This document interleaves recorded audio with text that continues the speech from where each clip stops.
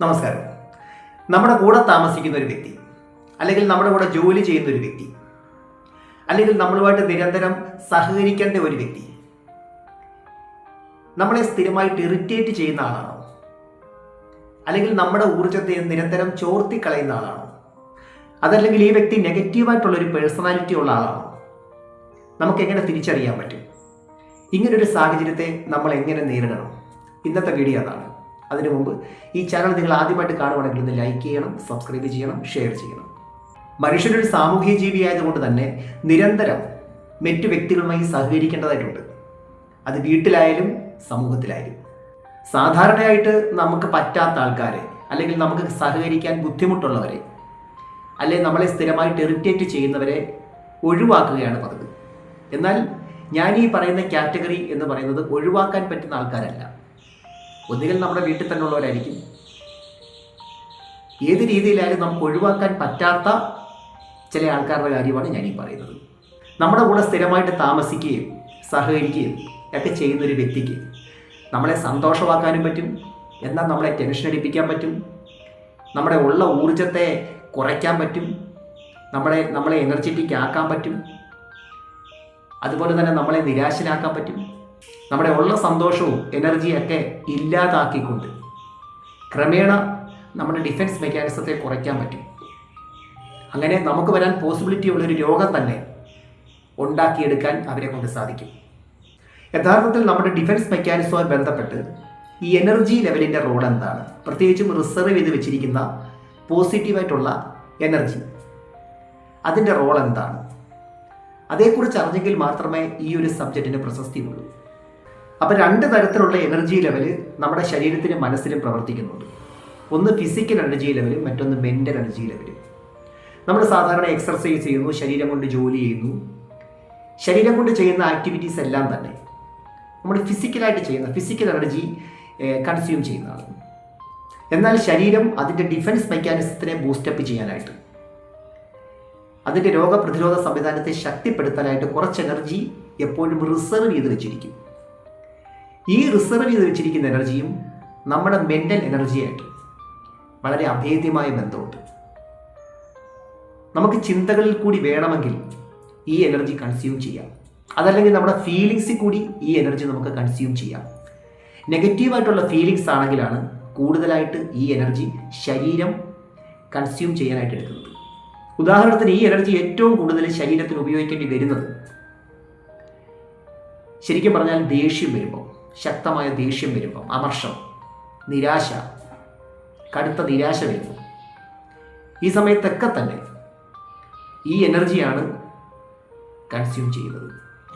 അപ്പോൾ ഈ ഫിസിക്കലായിട്ടുള്ള എനർജി നമുക്ക് കുറച്ച് നഷ്ടപ്പെട്ടാലും കുറച്ച് സമയം റെസ്റ്റ് ചെയ്യുമ്പോൾ അത് വേഗം ശരീരത്തിലേക്ക് തിരികെ എത്തുന്നു. എന്നാൽ ഈ പറയുന്ന മെൻ്റൽ എനർജിയുടെ കാര്യം അങ്ങനെയല്ല. അത് തിരിച്ച് നമ്മളിലേക്ക് വരാൻ, ആ റിസർവ് ചെയ്തിരിക്കുന്ന എനർജി തിരിച്ച് വീണ്ടും ആ ഭാഗത്തേക്ക് സ്റ്റോർ ചെയ്യാൻ കുറച്ച് സമയമെടുക്കും.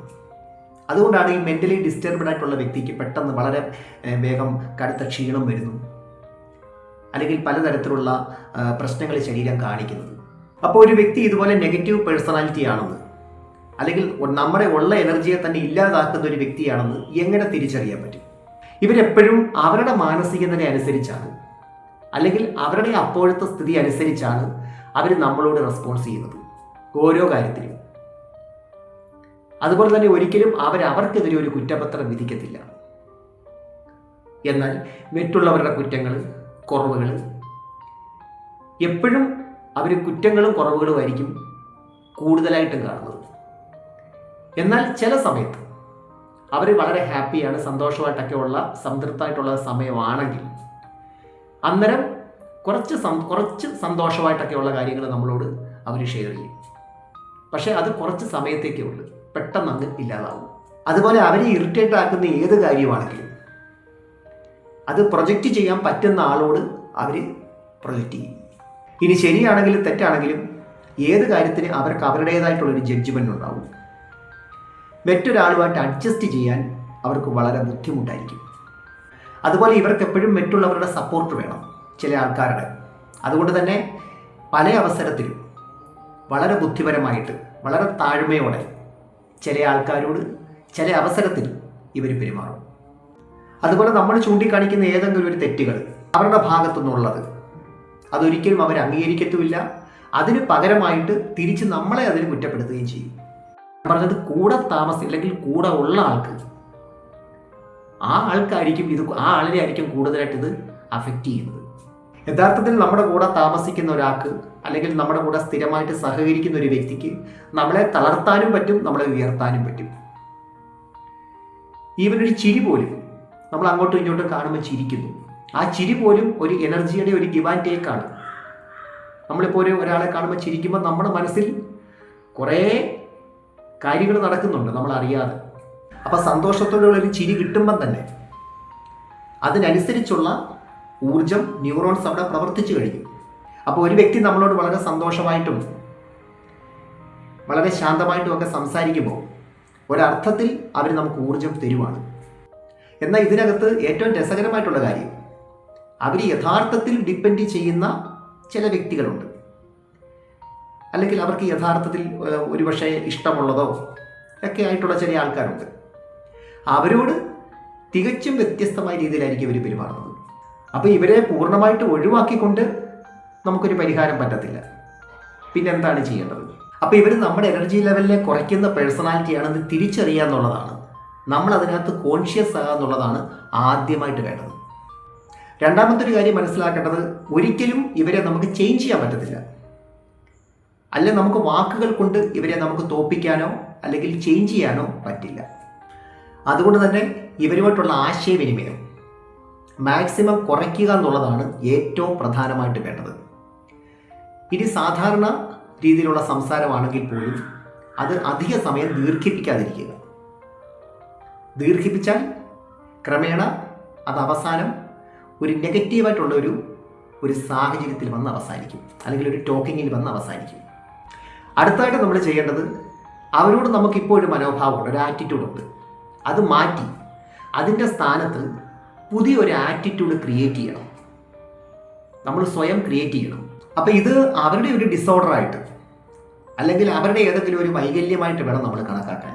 അവരോട് പറയുകയല്ല, ഇത് നമ്മുടെ ഒരു മനോഭാവമാണ്. പക്ഷേ ഇവിടെ ഓർക്കേണ്ട കാര്യം, ഇതുകൊണ്ട് പ്രത്യേകിച്ച് അവർക്ക് പ്രശ്നങ്ങളൊന്നും അധികമൊന്നുമില്ല. അത് നിങ്ങളെ മാത്രമേ ബാധിക്കുന്നുള്ളൂ. എന്നുവെച്ചാൽ കൂടെ ഉള്ള ആളിൻ്റെ എനർജിയെ കുറയത്തുള്ളൂ, അവരുടെ സന്തോഷത്തെ ഇല്ലാതാകുന്നുള്ളൂ. അതുപോലെ ചില കാര്യങ്ങൾക്ക് വേണ്ടി അവരെ ആശ്രയിക്കുന്നത് നമുക്ക് ഒഴിവാക്കാൻ പറ്റുന്നതാണെങ്കിൽ ഒഴിവാക്കാം. എല്ലാ കാര്യങ്ങളും നമുക്ക് ഒഴിവാക്കാൻ പറ്റണമെന്നില്ല. എന്നാൽ ചില കാര്യങ്ങൾ നമ്മൾ കോൺഷ്യസ് ആയിട്ട് അവരെ ആശ്രയിക്കാതെ തന്നെ നമ്മൾ ഒഴിവാക്കണം. അതുപോലെ ഇവരുമായിട്ട് തർക്കത്തിനുള്ളൊരവസരം അല്ലെങ്കിൽ തർക്കമുണ്ടാക്കാനുള്ള അവസരം കഴിയുന്നത് ഒഴിവാക്കുക. ഈ തർക്കം ഉണ്ടാകുന്നത് എപ്പോഴാണ്? എപ്പോഴും നമ്മൾ അവരുടെ ഒരു തെറ്റ് ചൂണ്ടിക്കാട്ടി എന്തെങ്കിലും പറയുകയോ അല്ലെങ്കിൽ അവരോട് എന്തെങ്കിലും ചില കാര്യങ്ങൾ ഉപദേശ രൂപേണ പറയുകയോ എന്തെങ്കിലുമൊക്കെ അങ്ങനെയൊക്കെയുള്ള വരുമ്പോഴായിരിക്കും ഈ തർക്കം ഉണ്ടാകുന്നത്. അതുപോലെ അവരുടെ സാന്നിധ്യത്തിൽ നമ്മൾ കഴിയുന്നത് മറ്റേതെങ്കിലും കാര്യത്തിൽ ബിസി ആവുക. അങ്ങനെ ഒരു പിണക്കത്തിൻ്റെ രീതിയല്ല ഞാനിവിടെ ഉദ്ദേശിക്കുന്നത്. ഇപ്പോൾ ഇതുപോലെ നെഗറ്റീവായിട്ടുള്ളൊരു വ്യക്തിയോട് നമുക്ക് പിണങ്ങാതെ തന്നെ അവരോട് സഹകരിച്ചുകൊണ്ട് തന്നെ നമുക്ക് അവരെ ഹാൻഡിൽ ചെയ്യാൻ പറ്റും. അപ്പോൾ ഇവിടെ ഓർക്കേണ്ട ഒരു കാര്യം എന്തെന്ന് വെച്ചാൽ, ആരാണോ കൂടുതലായിട്ട് ദേഷ്യപ്പെടുന്നത് അല്ലെങ്കിൽ ഇറിറ്റേറ്റഡ് ആകുന്നത് അവരുടെ ഊർജ്ജമാണ് കുറയുന്നത്. ഇപ്പോൾ ചില അമ്മമാരുണ്ട്, അവർ കുട്ടികളോട് ചിലപ്പോൾ പഠിക്കാത്തതിനായിരിക്കും അല്ലെങ്കിൽ അവർ വേറെ എന്തെങ്കിലും കാര്യത്തിനായിരിക്കും എപ്പോഴും ഇങ്ങനെ വഴക്കിട്ടുകൊണ്ടിരിക്കുന്നു, അല്ലെങ്കിൽ അവരോട് ദേഷ്യപ്പെടുന്നു. അപ്പം അങ്ങനെ ദേഷ്യം വരുമ്പം ഈ അമ്മമാരുടെ ആ എനർജി ലെവലാണ് അവിടെ കുറയുന്നത്. ഉദാഹരണത്തിന് മൈഗ്രെയിൻ ഉണ്ടാകാൻ പോസിബിലിറ്റി ഉള്ള ഒരാളാണെങ്കിൽ അവർക്ക് മൈഗ്രെയിൻ ഉണ്ടാകാനുള്ള ഒരു ടെൻഡൻസി ഉണ്ടാകും, അതിനെ ട്രിഗർ ചെയ്യും. അതാണ് ഞാൻ പറഞ്ഞത്, നമ്മുടെ ഡിഫൻസ് മെക്കാനിസത്തെ കുറയ്ക്കുന്നത്. അതുപോലെ തന്നെയാണ് നമുക്ക് നിരാശ വരുമ്പോൾ നമ്മുടെ എനർജി ലെവൽ കുറയുക, അവിടെ കൂടുമല്ല. നമുക്ക് പുതിയ പുതിയ കാര്യങ്ങൾ ചെയ്യാൻ, എന്തൊക്കെയോ പ്രവർത്തിക്കാൻ നമുക്കൊരു ഊർജ്ജമില്ല. നമുക്കെന്തോ ഒരു അലസതയും മടിയും വരുന്നു. ഇനി ഒരു ടൈം പാസിന് വേണ്ടി നിങ്ങൾക്ക് എന്തെങ്കിലും കാര്യങ്ങൾ, രസകരമായിട്ടുള്ള കാര്യങ്ങൾ അല്ലെങ്കിൽ തമാശയായിട്ടുള്ള കാര്യങ്ങൾ അവരോട് ഷെയർ ചെയ്യാൻ വേണ്ടിയായിരിക്കും, അല്ലെങ്കിൽ എന്തെങ്കിലും പോസിറ്റീവായിട്ടുള്ള കാര്യങ്ങൾ ഷെയർ ചെയ്യാനായിരിക്കും. എന്നാൽ പോലും നിങ്ങൾ അവരോട് ഷെയർ ചെയ്തു അവരെൻജോയ് ചെയ്തു, വീണ്ടും ആ സംസാരം കൂടുന്തോറും അടുത്ത നെഗറ്റീവ് അവരിൽ നിന്ന് നിങ്ങൾക്ക് വന്നു കഴിയും. അതാണ് ഇവിടുത്തെ ആ ഒരു അവരുടെ ആ പേഴ്സണാലിറ്റിയുടെ ഒരു പ്രശ്നം. അതാണ് അവരെപ്പോഴും നിങ്ങളിലേക്ക് പ്രൊജക്റ്റ് ചെയ്യുന്നത് നെഗറ്റീവായിട്ടുള്ള ഊർജ്ജമായിരിക്കും. അപ്പോൾ ഇതിനകത്ത് സ്ത്രീകളും ഉണ്ട്, പുരുഷന്മാരും ഉണ്ട്, അതുപോലെ ഏറ്റവും അടുത്ത ബന്ധുക്കളുണ്ട്, ഏറ്റവും അടുത്ത സുഹൃത്തുക്കളുണ്ടാവും. അതുകൊണ്ട് തന്നെ അല്ലെങ്കിൽ ഏറ്റവും അടുത്ത് കൂടെ ഡെയിലി ഒന്നിച്ച് വർക്ക് ചെയ്യുന്നവരുണ്ടാവും. അതുകൊണ്ട് തന്നെ നമുക്ക് ഇവരെ പൂർണ്ണമായിട്ട് ഒഴിവാക്കാനൊക്കില്ല. ഞാനീ പറഞ്ഞ പോലെ നമ്മൾ കോൺഷ്യസ് ആയിട്ട് അതിന് നമ്മുടെ മനസ്സുകൊണ്ട് ഒരു പരിഹാരം ഉണ്ടാക്കിയെടുക്കാനേ പറ്റൂ. ഇത് തന്നെ ഒരു പ്രാക്ടീസാണ്. നമുക്കിതൊരു പ്രാക്ടീസ് കൊണ്ട് മാത്രമേ ചെയ്യാൻ പറ്റത്തുള്ളൂ. കാരണം നമ്മൾ ഇതിനോടകം തന്നെ കുറേയൊക്കെ നമ്മളും ചില കാര്യങ്ങൾക്ക് അവരെ ആശ്രയിക്കുന്നുണ്ട്. അതുകൊണ്ട് തന്നെ ഇതിനൊരു പ്രാക്ടീസ് ആവശ്യമാണ്. എന്ന് കരുതി ഇവരത്ര മോശം ആൾക്കാരൊന്നുമല്ല, നമുക്ക് ആവശ്യമുള്ളവർ തന്നെയാണ്, നമ്മൾ സഹകരിക്കേണ്ടത് തന്നെയാണ്. പക്ഷേ ഇവരുടെ ആ ഒരു ചില സാഹചര്യത്തിലുള്ള ഒരു ഫ്ലെക്സിബിലിറ്റി കുറവുണ്ട്. ഇവരുടെ ആ ഫ്ലെക്സിബിലിറ്റിയുടെ ഒരു ചില സാഹചര്യത്തിലുള്ളൊരു കുറവുണ്ട്. അതുകൊണ്ട് ഞാൻ നേരത്തെ പറഞ്ഞല്ലോ, നമ്മളതിനൊരു ഡിസോർഡറായിട്ട് അല്ലെങ്കിൽ അവരുടെ ഒരു വൈകല്യമായിട്ട് കണ്ടാൽ മതി നമ്മളോട് അവർ പെരുമാറുന്നത്. എനിവേ, നമുക്ക് മറ്റൊരു വീഡിയോയുമായി വീണ്ടും കാണാം. അപ്പോൾ ഈ ചാനൽ ഒന്ന് ലൈക്ക് ചെയ്യണം, സബ്സ്ക്രൈബ് ചെയ്യണം, ഷെയർ ചെയ്യണം. Thanks for watching.